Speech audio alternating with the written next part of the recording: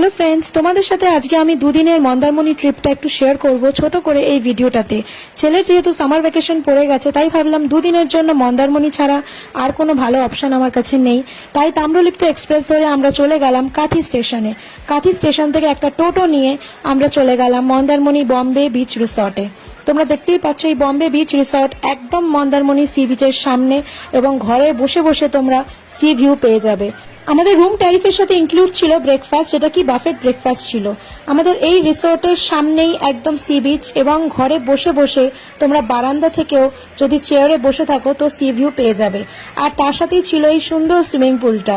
Swimming পুলের সাথে একটা বাচ্চাদের পুলও ছিল অ্যাড করা।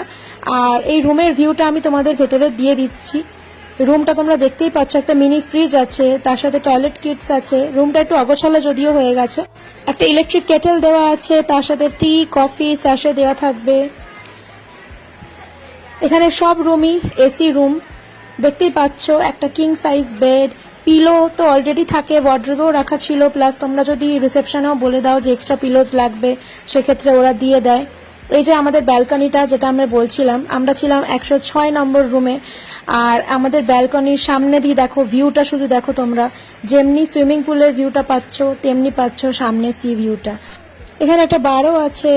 আর সন্ধ্যেবেলার দৃশ্যটা আমি তোমাদের দেখাচ্ছি। এখানে একটা কাবাব কাউন্টারও ছিল, তার সাথে কিডস প্লে এরিয়াও ছিল। আমরা খুব এনজয় করেছি। তোমরাও পারলে একবার ঘুরে এসো এই বম্বে বিচ রিসোর্টে। আশা করি খুব ভালো লাগবে। টাটা।